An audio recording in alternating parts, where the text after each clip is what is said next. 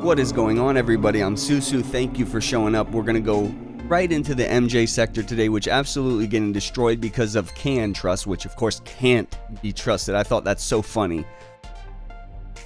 It's just so funny to me. There's literally a company named CanTrust that cannot be trusted, and they're just ruining it for everybody.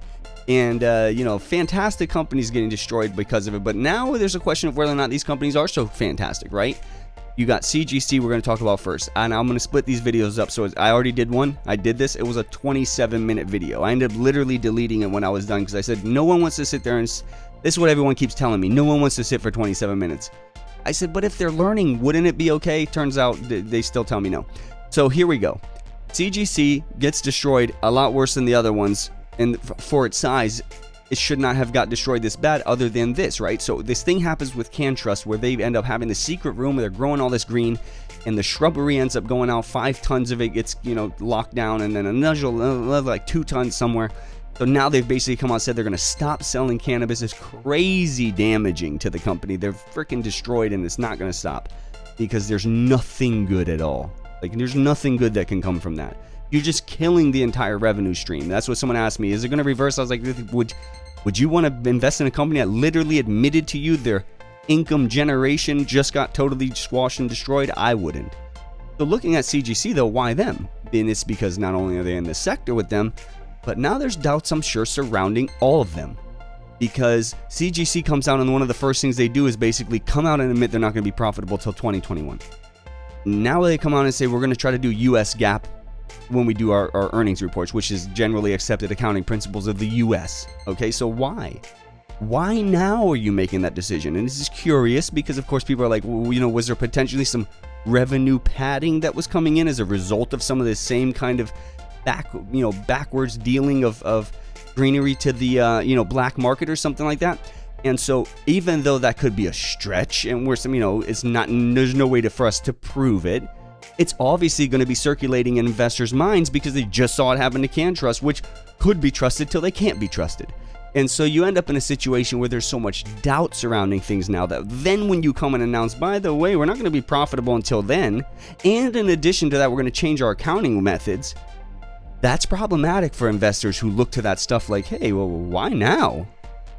What's different now? And so there's just this curious cloud hanging over everything. But looking at the chart, there's a play that I'm going for. It's going for the options play around 32.50. And the reason why is let's look at the chart here and see if it's really even likely it could go there. Now, of course, it could reverse right now at this very moment on Monday. We could see a nice reversal out of this downtrend. But this is what I was looking at. Let's take a look at the trend lines here. All right, so we're going to go take this down. We're going to bring it up till it touches just about everything. So let's see if that does. And it does. It's touching there. It's touching there. Here it can actually be brought down a tiny bit because you want it right there at the bottom of it, right there. And then let's see if it's still touching this one. And it is. And now we end up down here. Okay, so you see what that did. That shows you that this line here hasn't touched that yet. And so it may need to. And if it does so, we'd be looking at it touching around Monday or Tuesday, especially if it was a decent, follow through from Friday.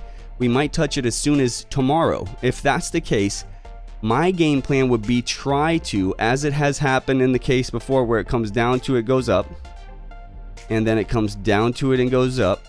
I'm trying to get it to see, and by the way, the reason why I was thinking it would go here, because initially I thought it could be one of these where it wants to go towards it, forgive me, this one right here, but it doesn't. But if you look, that's the halfway point before it comes down. And I felt like this was the halfway point before it came down. That was the halfway. This is the halfway. And the other issue was it fell out of the Bollinger Bands here. So it was already oversold, right? And that's why I was trying to explain to some people, the Bollinger Bands do not tell you, it is not an automatic method to buy or sell, because if news or catalysts are surrounding it, then the effectiveness is damp. It's so damp. It's so dampened. It's consider it like a quarter or less of its effectiveness in place, because almost maybe sometimes zero. There's zero effectiveness because the news is what's driving it. Bollinger Bands are very effective when they are only talking about price action, traditional price action through the chart over a period of time. Once you throw a catalyst or some news in there, it becomes very problematic, and you see it here. Look, it broke out of the Bollinger Bands there. It had its reversal back up. That was in the morning that day, and then it went all the way up. But then it came down. It touched it there, looked back up. But in the end, that news drove it right through it, and no reversal out of it because there was no reason to. The news is bad, meaning there's going to be more bad coming most likely. So I would be looking now for a bounce off the trend line. Keep in mind, it broke under the 200-day average, which is there. There's your 20-day SMA. Your 50-day is up here, so it's below all the moving averages. There's the 50-day up there. It's below all moving averages. It has no support besides this potential trend line bounce here. So yes, I could just try to be a long-term, see if it's going to do something, and you just keep dropping and play the puts. But I'm trying to go for a big short-term investment gain on just like 250 bucks and just playing calls, the $36 calls when it gets near $32.50. Might even play, yeah, then we'd probably go for the $36, maybe $35 calls. When it gets to that $32.50 range, which would be right here, which is, I'm thinking it's going to come down to there. I'd be between $32.70 to $33 would also be probably the range I'm looking at. And then when it gets there, buy the $35 calls, wait for the bounce up, and I would sell earlier than you might be expecting. It's not like I'm going to try to hold till it goes back up like that, because I'm personally not seeing that happen. And the reason why is because this right here. Look at that. That 20-day and that middle band right there are going to come down just like that. They're going to come down, and when this pops up, they're going to be there to reject it. And if you want to see what I'm talking about, let's go back. Let's just clear this stuff up real quick. Let's re-snap that picture, and you can see where it's been rejecting it the whole time.